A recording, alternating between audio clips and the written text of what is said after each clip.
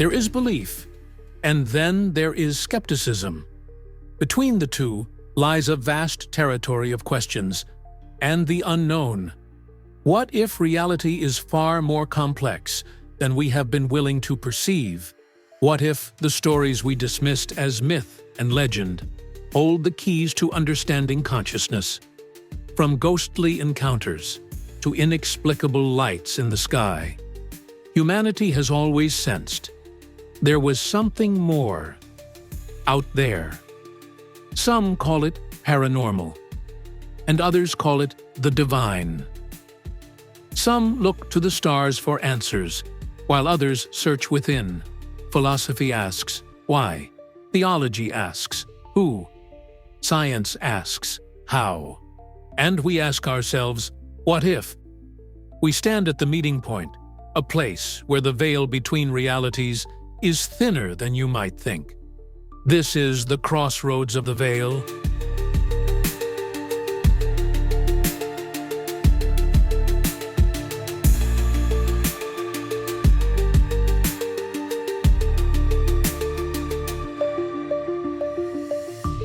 There are stories that lie dormant for centuries, buried not in the earth, but in the dark corners of history.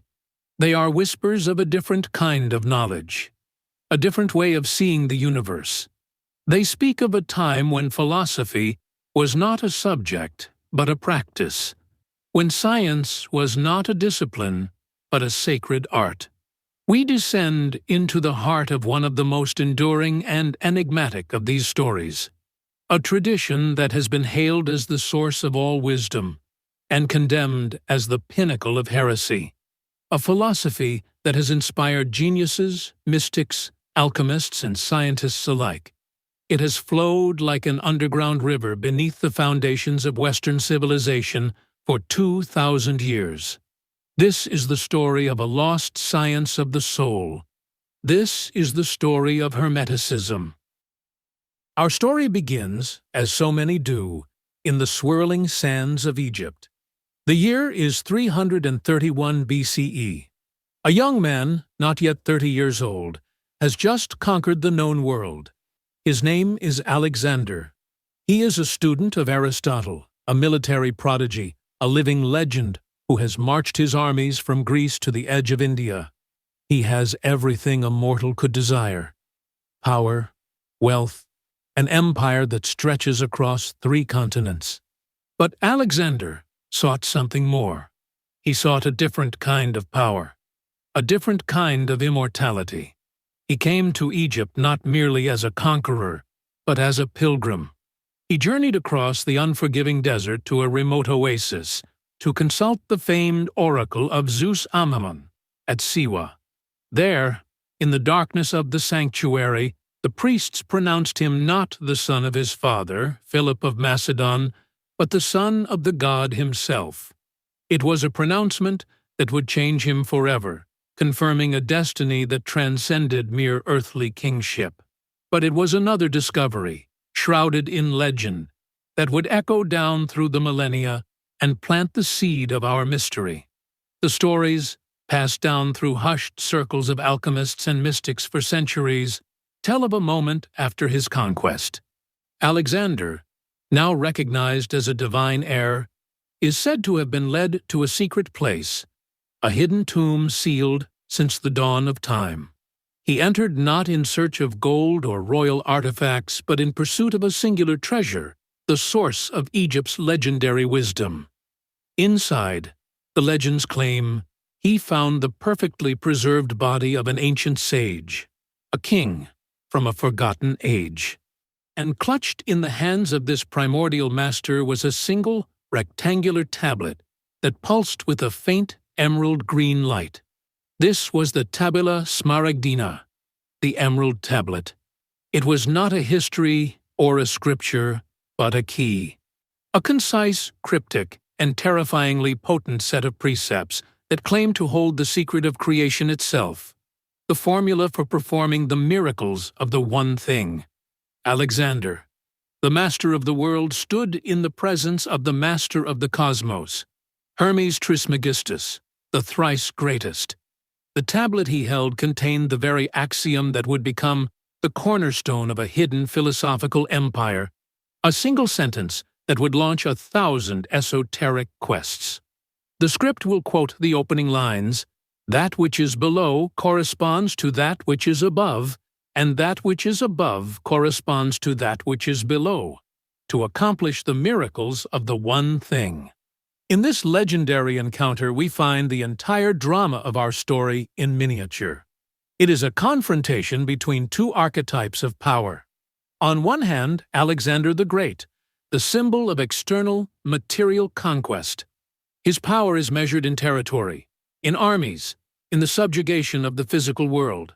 On the other hand, Hermes Trismegistus, the symbol of internal spiritual mastery. His power is contained in 13 short sentences inscribed on a piece of green stone.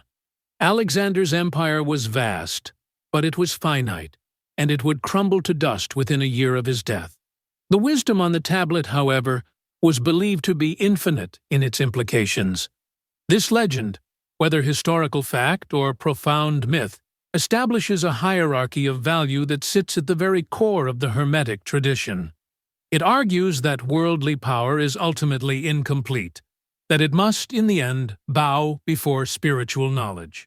It suggests that the greatest conquerors are not those who master nations, but those who master themselves and the hidden laws of the universe.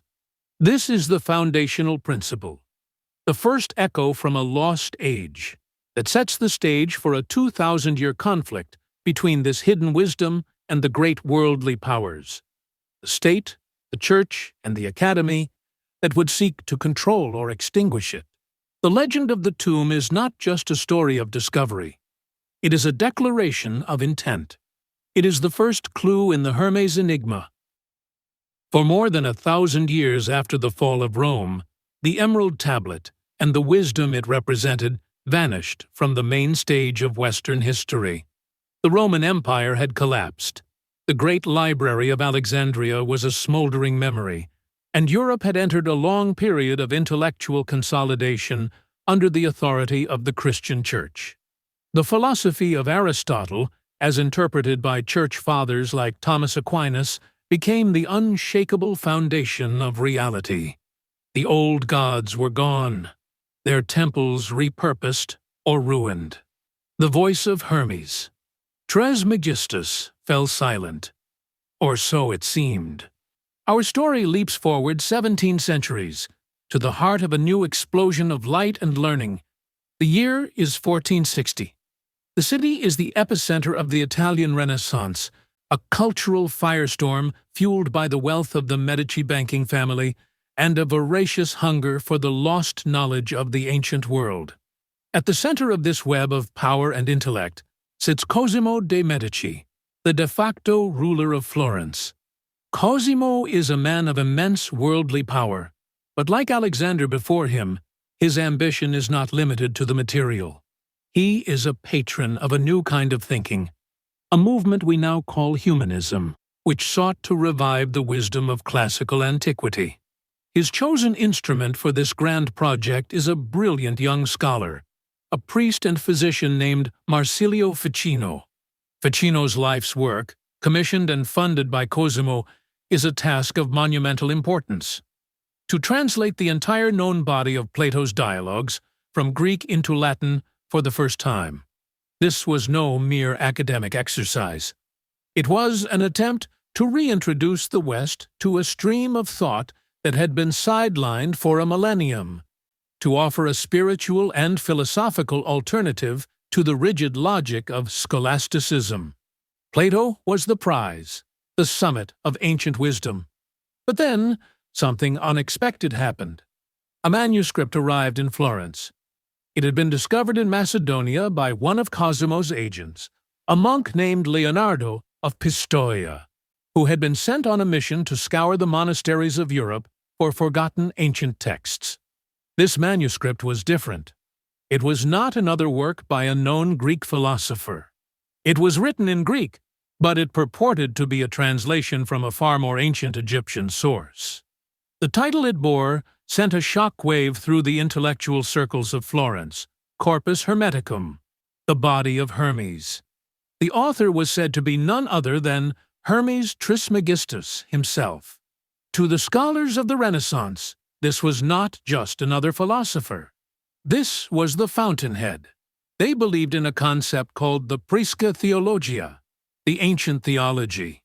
This was the idea that God had bestowed a single, universal wisdom upon humanity in the most ancient times, and that all later religions and philosophies were simply branches of this primordial trunk. In this lineage, Hermes Trismegistus was the oldest and most venerable of the Gentile prophets, a contemporary of Moses, who had taught the Egyptians the secrets of divinity and creation long before the Greeks had even learned to write. Plato, in this view, was not the source of wisdom. He was merely a student who had traveled to Egypt and drunk from the well of Hermes. And now Cosimo de' Medici, an old man approaching the end of his life, held in his hands what he believed to be that very wellspring of knowledge. What happened next is one of the most pivotal and telling moments in Western intellectual history. Cosimo summoned Ficino. He knew his time was short, and he issued a stunning command. Ficino was to immediately halt his work on Plato, the cornerstone of the entire Florentine project. The great Greek sage was to be set aside. Before anything else, before Plato, before Plotinus, Ficino was to translate the Corpus Hermeticum. This was the Medici mandate. It was a decision born of a profound belief that this newly discovered text held the key to a purer, more direct understanding of God and the cosmos than anything available through the established channels of Greek philosophy or even Orthodox Christian theology. Ficino obeyed. He completed the translation in 1463, just a year before his patron's death. When it was published in 1471, it was an immediate sensation, going through dozens of printings and spreading across Europe like wildfire. This Florentine gambit was far more than a simple translation commission. It was a revolutionary act, a spiritual and intellectual rebellion. In a world dominated by the intellectual lineage of Aristotle and the Church, the revival of Plato was already a bold move. But to place this strange, mystical, Egyptian Hellenic text above Plato was to make an even more radical leap. It was a conscious search for a third way, a universal, perennial philosophy that was believed to predate and unite all others. It was a gamble that the ultimate secrets of existence were not to be found in Athens or Rome, but in the lost temples of the Nile. This single act dragged the Hermes enigma from the mists of legend into the blazing light of Renaissance Europe. It lit the fuse of a new kind of spiritual inquiry, one that would champion the power of the individual mind to achieve direct knowledge of the divine. And in doing so, it set this re-emerging tradition on a collision course with the powers that claimed sole authority over the path to God. The inciting incident was not a battle or a discovery of gold, but the translation of a book that promised to give humanity back the keys to the kingdom of the mind. With Ficino's translation, the gate was thrown open. For the first time in over a millennium, the European mind could step across the threshold and into the strange and luminous world of Hermetic thought. And this was a world that did not simply ask to be studied, it demanded to be experienced. To read the Corpus Hermeticum was not to engage with a philosophical system in the modern sense. It was to witness a series of divine revelations, to overhear dialogues between gods and sages, and to be initiated into a radical new understanding of reality. This is the point of no return in our story, where the listener's own assumptions about God, the universe, and the nature of consciousness itself are fundamentally challenged. The journey begins with the very first treatise, the most famous and arguably the most profound of the collection. It is called the Poimandres, a name that has been translated as the Man-Shepherd, or more accurately, the Mind of Sovereignty. The text opens not with an argument, but with a vision. Hermes describes himself meditating, his thoughts soaring, when his physical senses are suspended, as in a heavy sleep. In this state of profound trance, a being of immense stature and infinite light appears to him. "What do you wish to hear and see?" the being asks. "And what do you wish to learn and know in your mind?" When Hermes begs to know the nature of reality, the being's form changes. He becomes a boundless, joyous light. This light, the being explains, is nous, the divine mind. And from this light, a holy word, the Logos, emerges. This is the vision at the heart of the Hermetic revelation, a universe born not from a physical Big Bang, but from a divine thought. This visionary opening sets the stage for the first and most fundamental of the Hermetic principles, a concept that underpins the entire tradition, the principle of mentalism. As a later, highly influential text called the Kybalion would summarize it, "The all is mind, the universe is mental."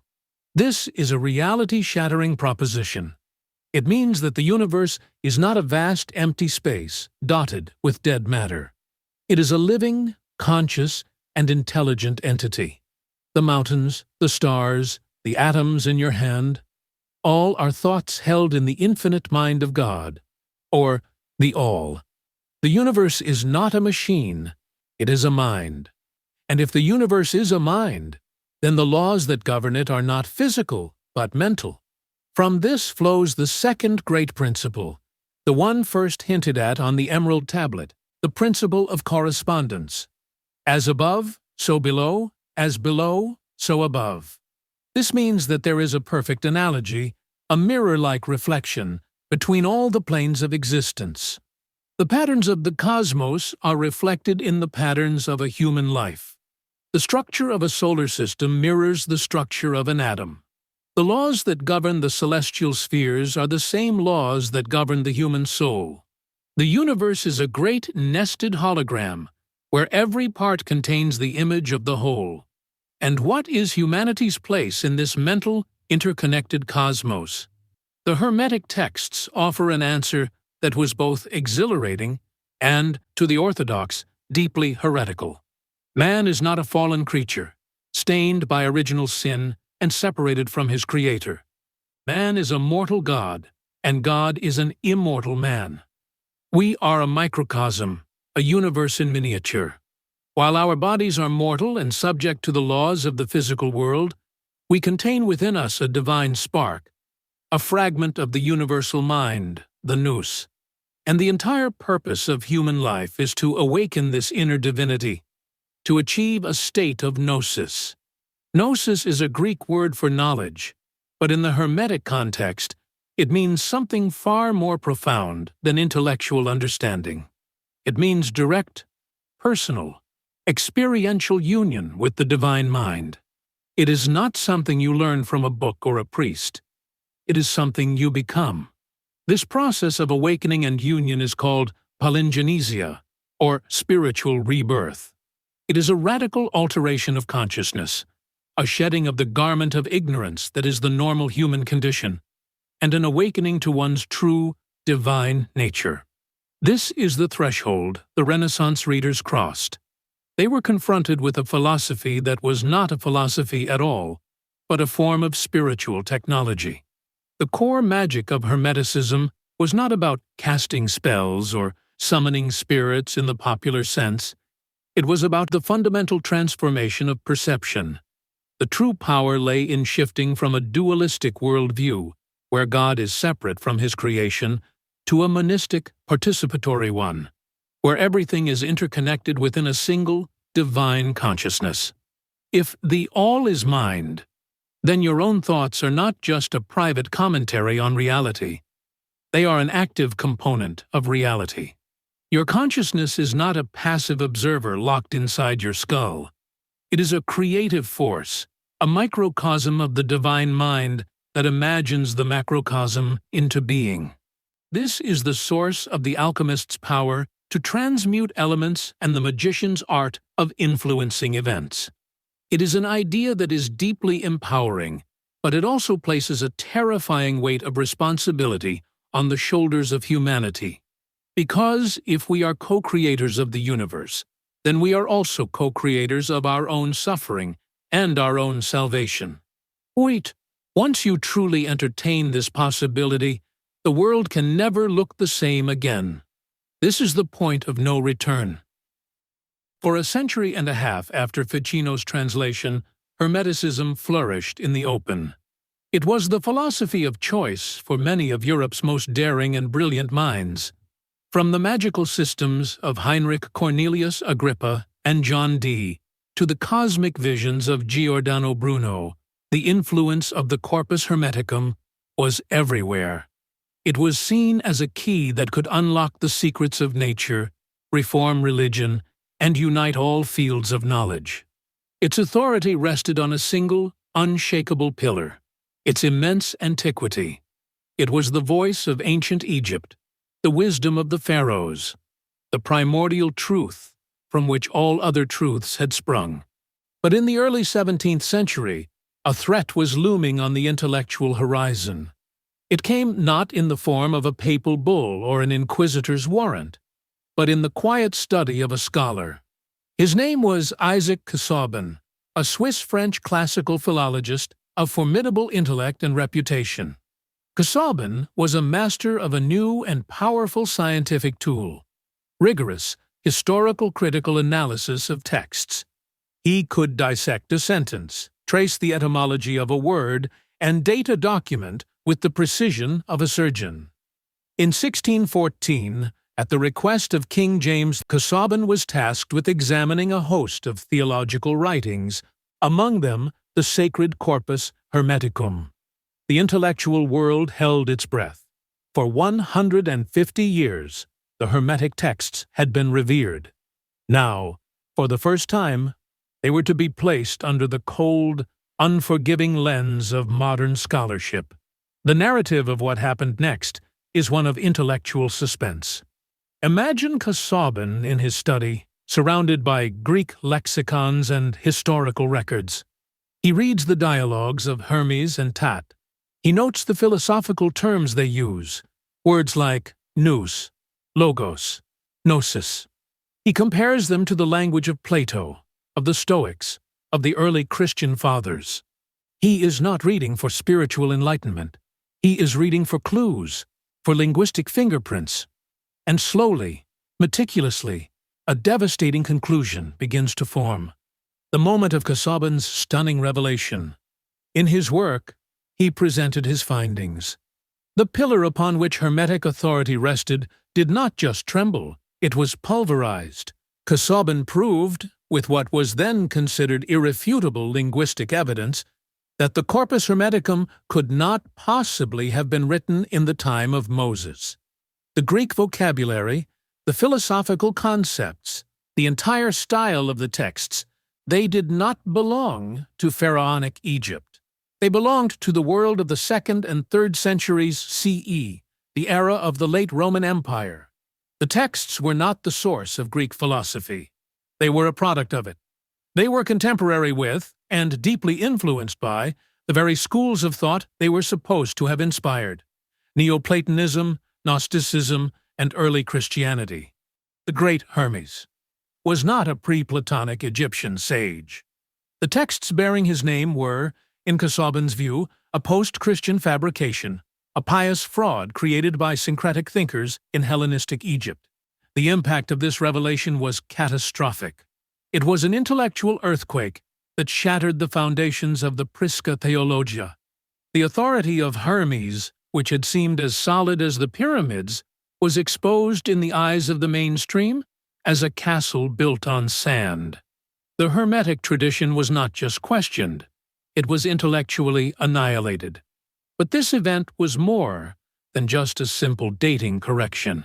It represented the birth of a profound and ongoing conflict between two fundamentally different ways of knowing, two competing definitions of truth. On one side was the esoteric and revelatory path, which values the spiritual content and perceived source of a teaching.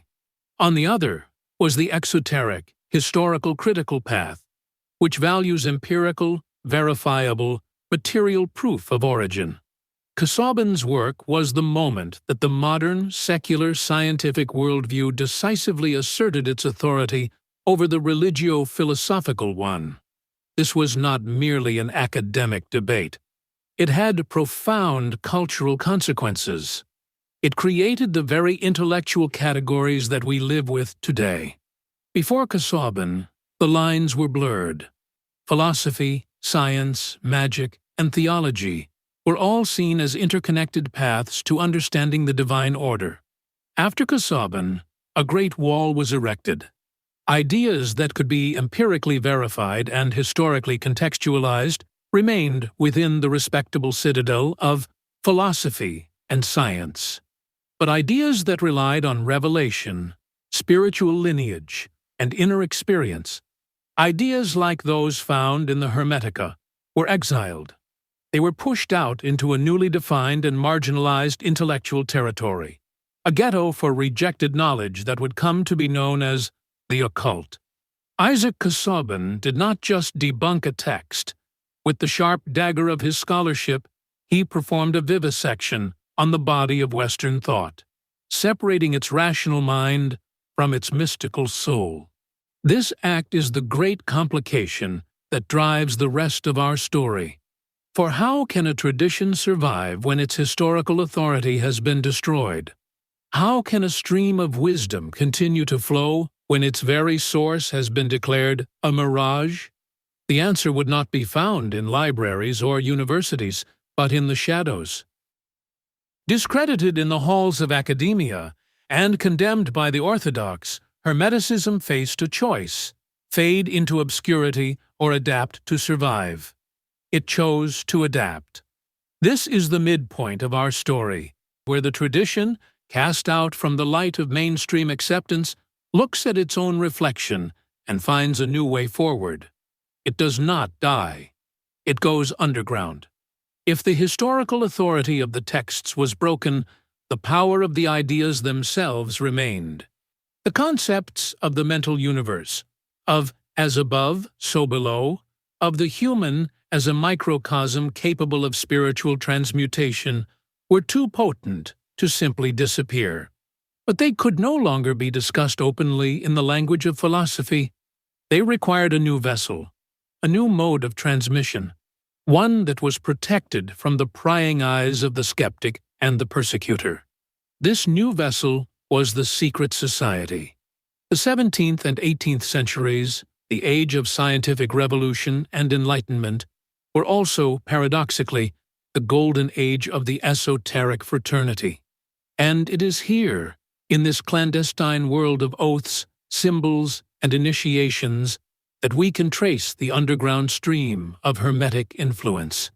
Our first stop is in Germany, in the years immediately following Casaubon's devastating critique. Suddenly, a series of anonymous pamphlets appear, causing a frenzy of excitement and speculation across Europe. They are the Rosicrucian manifestos, the Fama Fraternitatis, and the Confessio Fraternitatis. They tell the story of a secret brotherhood of illuminated philosopher alchemists, founded 120 years earlier by a mysterious German adept named Christian Rosenkreuz, or Father CRC. The story goes that Father CRC had traveled to the east, to the mystical city of Damkar in Arabia, where he was initiated into the secrets of magic and the Kabbalah. Upon returning to Europe, he founded the Fraternity of the Rose Cross to silently guide the spiritual evolution of humanity. The manifestos describe the discovery of his perfectly preserved body in a hidden seven-sided vault, a tomb filled with magical artifacts and sacred books, including a copy of the book M, which was said to contain the secrets of Paracelsus. The tomb bore the inscription, "After 120 years I shall open." Was the Rosicrucian order real? Or was it, as many scholars now believe, a brilliant allegorical fiction, a ludibrium or intellectual game? The answer is almost irrelevant. The story of Christian Rosenkreuz provided a powerful new mythos for the Hermetic tradition. If the historical lineage back to ancient Egypt had been severed by Casaubon, the Rosicrucian legend created a new, invisible lineage. It suggested that the true tradition was not passed down through public texts that could be debunked, but through a secret chain of initiation from master to pupil, hidden from the world. The rediscovery of CRC was a perfect allegory for the rediscovery of the hidden wisdom within the self, the central goal of the Hermetic path. From the elusive Rosicrucians, the stream flows into a more visible and vastly more influential organization, Freemasonry.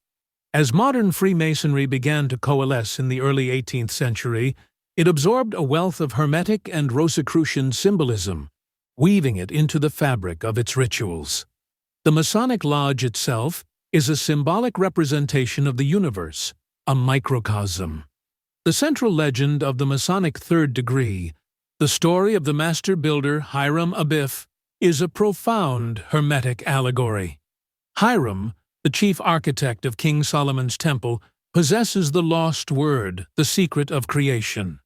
He is accosted by three ruffians, the three Jews, who demand he reveal the secret. He refuses, and they murder him, burying his body under a sprig of acacia. He is later found and resurrected by King Solomon, but the original word is lost and must be replaced by a substitute. For the Masonic initiate, this is not just a historical drama. It is a symbolic enactment of the journey of the soul. Hiram Abiff is the divine spark, the Christ principle, or nous, within every human being. The temple is the human body and the universe. The three murderers represent the forces of ignorance, passion, and materialism that kill the spiritual nature in the average person. The quest for the lost word is the quest for gnosis, for the divine knowledge that is lost when the soul becomes entombed in the physical world. The raising of Hiram from his grave is a ritual enactment of the Hermetic palingenesia, the spiritual rebirth of the initiate. The entire ceremony is a form of spiritual alchemy, designed to transmute the candidate from a rough ashlar, a raw stone, into a perfect cube, fit for the building of the spiritual temple. This retreat into the world of secret societies was a crucial turning point. It was a direct consequence of the new intellectual climate, where open discussion of such topics invited ridicule or persecution. The language of Hermeticism had to become one of symbols, allegories, and initiation. But in doing so, these fraternities did more than just preserve the ideas, they transmuted them. They took what had become a body of written philosophy and transformed it back into a system of lived, ritual experience. The initiation ceremony became a practical, dramatized form of the spiritual rebirth that the Corpus Hermeticum had described in purely philosophical terms. In a sense, long before the archaeological discoveries of the 20th century, the Rosicrucians and Freemasons had intuitively recreated the original praxis of Hermeticism. They understood that the great work was not something to be read about, but something to be done. This adaptation was not just a clever way to hide. It was an alchemical transformation of the tradition itself, from a textual form into a ritualistic, experiential one. It was a necessary evolution for survival in a world that no longer believed in the magic of the written word, but could still be transformed by the power of the symbolic act. For 2 centuries, Hermeticism thrived in the shadows, its wisdom encoded in the symbols of secret fraternities and the allegories of alchemical texts. Its direct influence on the public mind had waned, becoming a specialized interest for occultists and antiquarians. But in the early 20th century, the story takes another sharp turn. The underground stream bursts forth into the open once more, not as a tentative trickle, but as a flood. This reversal, however, would present a new and subtle danger. The catalyst for this revival was a small, unassuming book with a mysterious title and an even more mysterious authorship. It was published in 1908 in Chicago by the Yogi Publication Society. It was called the Kybalion, and its author was listed simply as 3 initiates. To this day, the identity of these initiates remains a subject of debate, though most scholars now believe the primary author was the prolific American New Thought pioneer, William Walker Atkinson. The Kybalion did not present itself as a newly discovered ancient text. Instead, it claimed to be a distillation of the core teachings of Hermes, an elucidation of the Hermetic philosophy passed down from master to student through an unbroken oral tradition. Its purpose, it stated, was to place in the hands of the student a master key with which to unlock the many doors of the occult temples. And the form this key took was brilliantly and radically simple. It condensed the vast, often contradictory, and allegorical body of Hermetic writings into 7 fundamental principles. The principle of mentalism. The universe is a mental creation of the all. The principle of correspondence. As above, so below. The microcosm and macrocosm are reflections of each other. The principle of vibration. Nothing rests. Everything is in constant motion and vibration. The principle of polarity. Everything is dual. Opposites are merely 2 extremes of the same thing. The principle of rhythm. Everything flows in and out in a pendulum-like swing. The principle of cause and effect. Every effect has a cause. There is no such thing as chance. The principle of gender. Everything has its masculine and feminine principles, which are the basis of all creation. The impact of the Kybalion was immense and continues to this day. It presented Hermeticism in a clear, accessible, and modern framework. It stripped away the archaic language and complex symbolism, offering a powerful, streamlined system for understanding the universe and mastering one's own life. For countless seekers in the 20th and 21st centuries, this book became their first, and often only, entry point into the Hermetic world. This is the great reversal in our story, from the secrecy and exclusivity of the initiatic order to the democratic accessibility of the mass-market paperback. For the first time, the core ideas of Hermes were available to anyone who could afford to buy a book. But this triumph of accessibility created a new problem, a new threat to the integrity of the tradition. The danger was no longer persecution from the outside, but dilution from within. The tension lies in the very nature of the book itself. Is the Kybalion a faithful distillation of ancient wisdom, as it claims? Or is it a modern reinterpretation, heavily inflected with the optimistic, self-help-oriented mindset of the American New Thought movement from which its author emerged? When we compare the concise, axiomatic principles of the Kybalion with the dense, mystical, and often baffling dialogues of the original Corpus Hermeticum, the difference is stark. The ancient texts are revelations, dialogues between a divine teacher and a humbled student, filled with prayers, visions, and warnings. The Kybalion is a manual, a set of universal laws presented as scientific fact. This reflects a fundamental shift in how esoteric knowledge is transmitted and consumed in the modern era. The old model, which we saw in the secret societies, was one of slow, guided initiation. Knowledge was earned through years of discipline, ritual practice, and personal mentorship. The new model, epitomized by the Kybalion, is one of individual democratized access. The secrets are no longer guarded. They are published. This raises the central conflict of this stage of our story.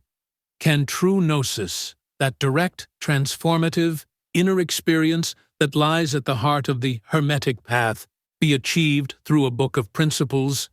Or does the very medium of its transmission, the act of simplifying it for a mass audience, inevitably alter the message?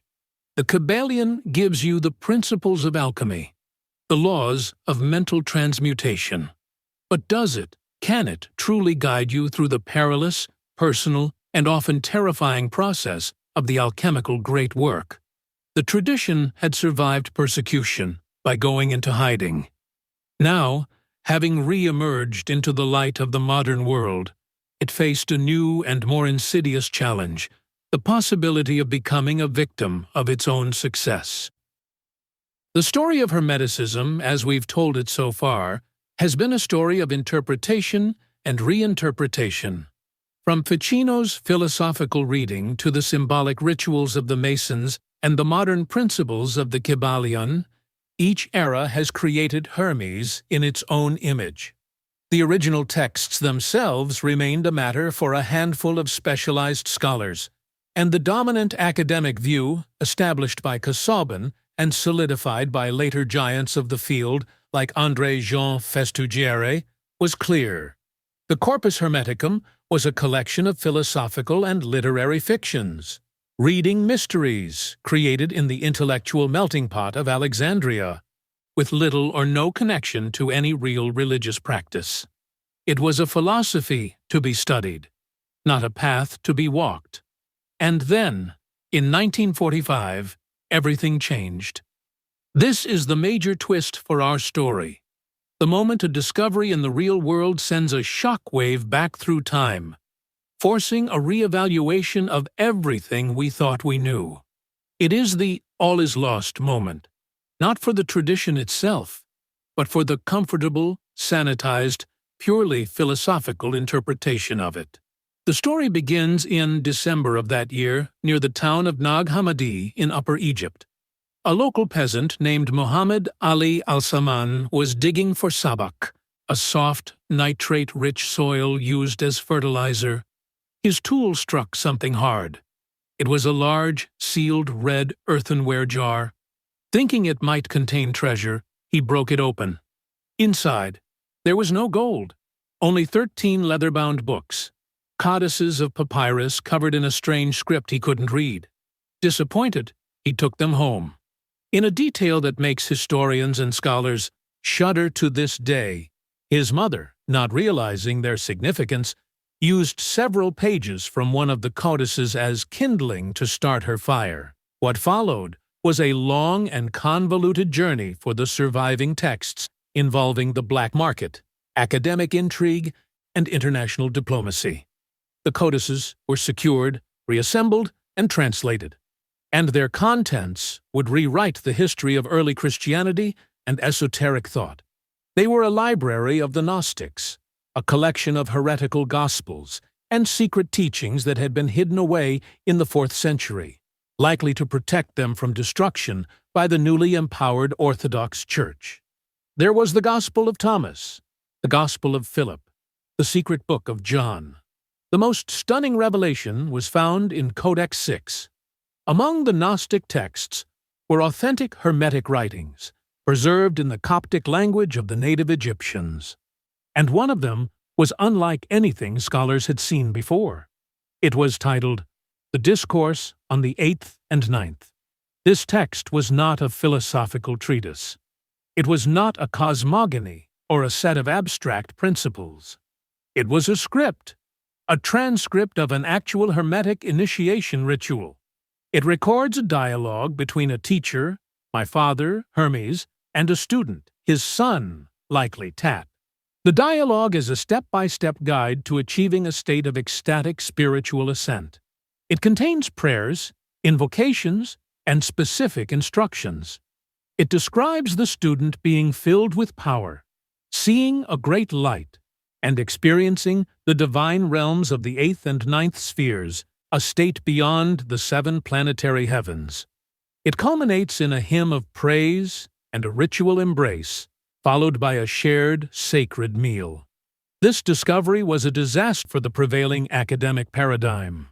The long-held theory that Hermeticism was just a reading mystery, a purely literary phenomenon, was shattered by this single, undeniable piece of physical evidence.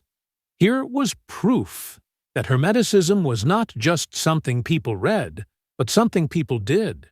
It was a praxis, a living, breathing, experiential path involving radical alterations of consciousness designed for spiritual liberation. The strange, visionary language of the Poimandres was no longer just a literary device. The cryptic references to spiritual rebirth were no longer just metaphors. The Nag Hammadi texts proved that at the heart of the Hermetic tradition was a core of ritual practice aimed at inducing a direct, visionary experience of the divine. This revelation from the desert sands didn't just add a new chapter to the Hermetic story. It provided the missing context for all the old ones. It forced scholars to go back and reread the entire tradition through a new experiential lens. It retrospectively validated the symbolic, initiatic interpretations of the secret societies and the practical, transformative focus of the alchemists. They had, it turned out, been right all along. The Nag Hammadi discovery revealed that the philosophical texts were not the end product of the tradition. They were the maps. They were the theories and cosmologies created by those who had actually traveled to the territory of the spirit. And texts like the Discourse on the 8th and 9th were the travelogues, the first-person accounts of the journey itself. The crisis, then, was for the old, sterile academic view.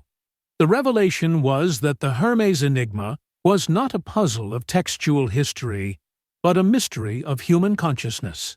The tradition was a form of spiritual technology, and the jar in the desert contained a piece of its operating manual. We have followed the trail of Hermes Trismegistus for 2 millennia.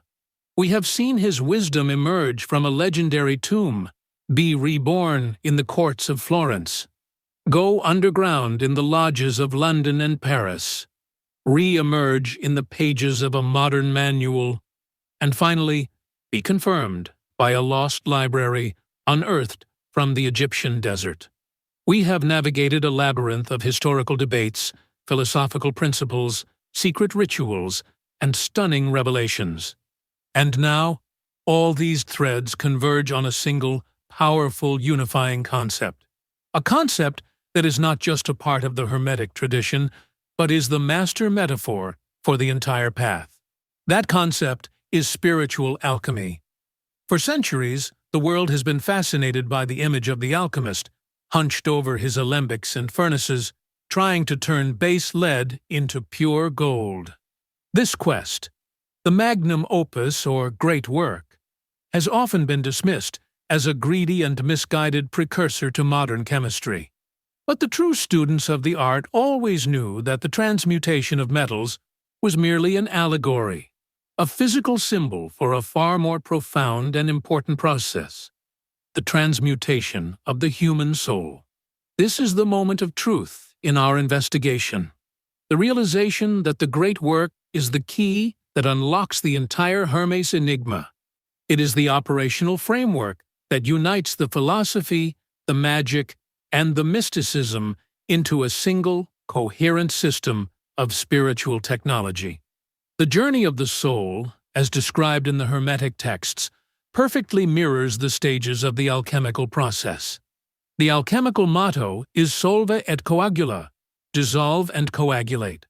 First, you must break a thing down to its most fundamental components before you can recombine them into a new, more perfect form. This is the Hermetic path. The process begins with solva, the dissolution.